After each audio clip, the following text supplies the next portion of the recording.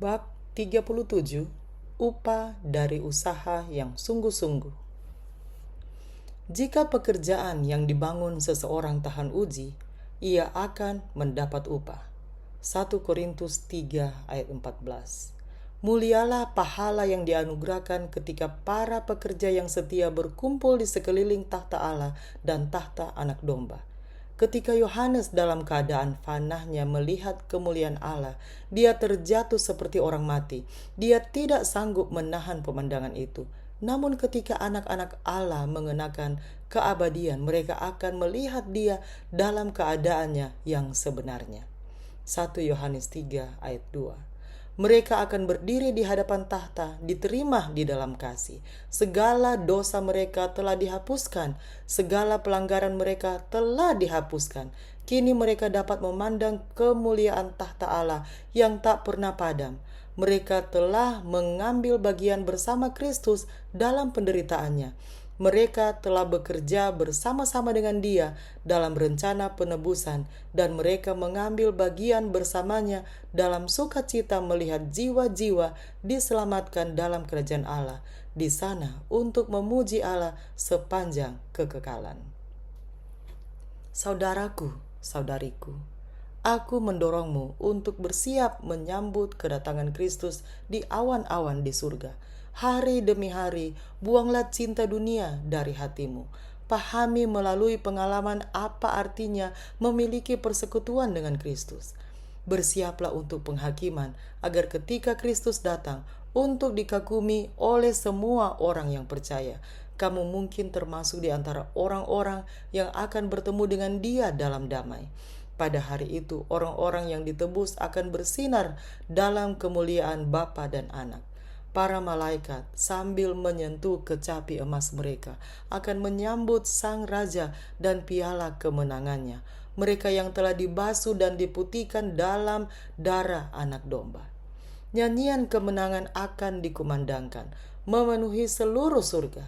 Kristus telah menang.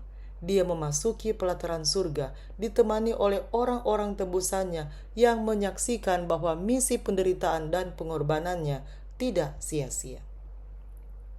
Kebangkitan dan kenaikan Tuhan kita merupakan bukti pasti kemenangan orang-orang kudus Allah atas kematian dan alam kubur, dan sebuah jaminan bahwa surga terbuka bagi mereka yang membasuh jubah karakter mereka dan menjadikannya putih dalam darah Anak Domba.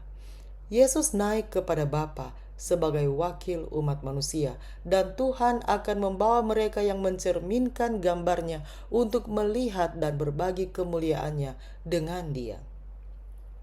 Ada rumah bagi para pengembara bumi. Ada jubah bagi orang-orang saleh dengan mahkota kemuliaan dan pohon palem kemenangan. Segala sesuatu yang membingungkan kita dalam pemeliharaan Allah di dunia yang akan datang akan menjadi jelas. Hal-hal yang sulit dipahami kemudian akan menemukan penjelasannya. Misteri kasih karunia akan terungkap di hadapan kita.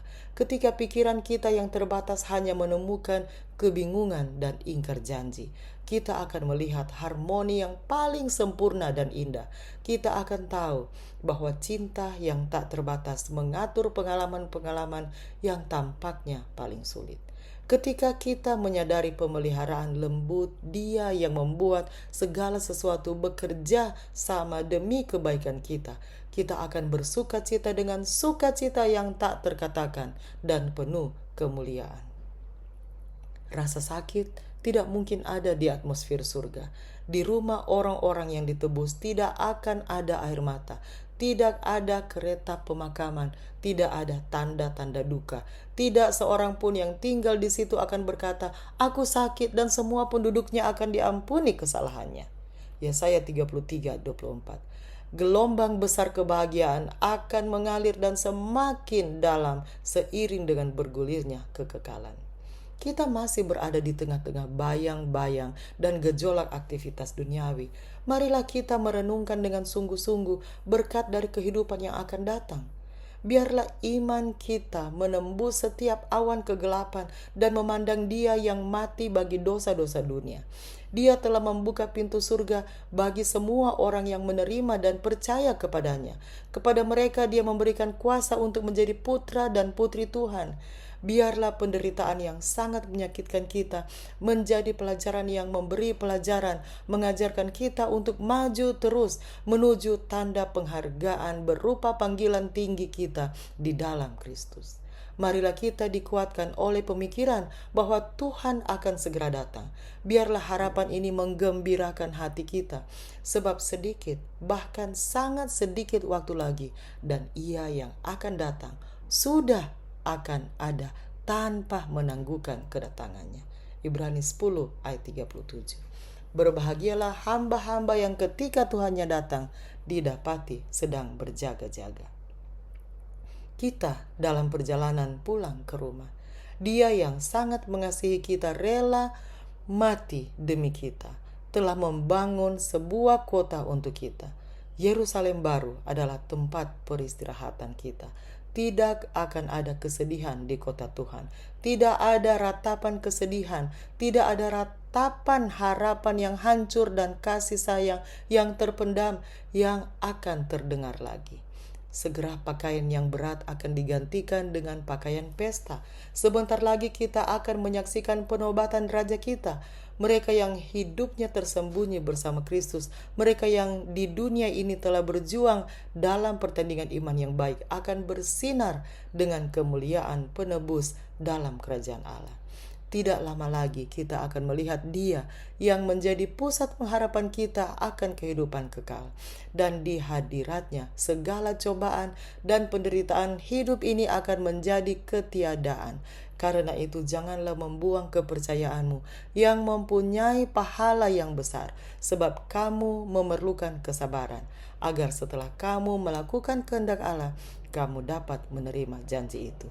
Karena hanya tinggal sedikit waktu lagi, Dia yang akan datang dan tidak akan tinggal diam. Ibrani 10 ayat 35-37. Lihatlah ke atas. Lihat ke atas dan biarkan iman Anda terus meningkat. Biarkan iman ini membimbing Anda sepanjang jalan sempit yang menuntun melalui gerbang kota Allah menuju alam semesta yang luas, masa depan kemuliaan yang luas dan tak terbatas bagi mereka yang telah ditebus.